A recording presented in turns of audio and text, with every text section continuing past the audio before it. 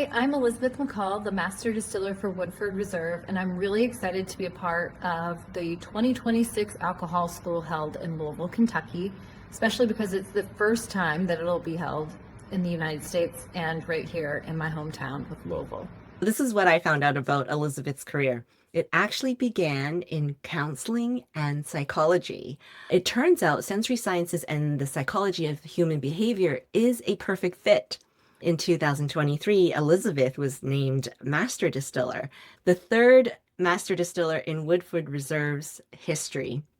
Thanks for being here and chatting with me today. Thank you for having me. I'm just excited to be, as a graduate of alcohol school, to be invited to be on a panel is pretty kind of full circle moment. Did not see that when I was attending school. I read a book. It was about when you lose your senses, we actually fall into a level of depression. For me, the sensory part of whiskey, spirits, it's more than just the whiskey itself.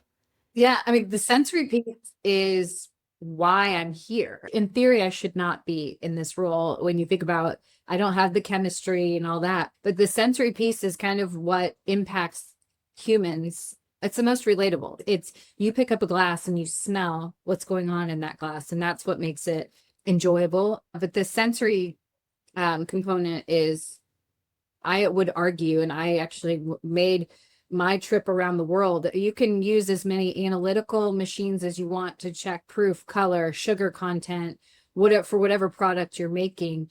But the human palate is the most sensitive and the thing that ultimately matters the most.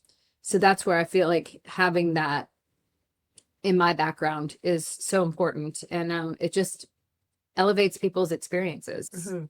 Yeah, because when you stop smelling things that trigger your memories, right, or connect you to the relationship of either the place, the person, any of those sorts of things, you start to feel isolated and disconnected from the world. And one of the things as human beings is we need to feel connected.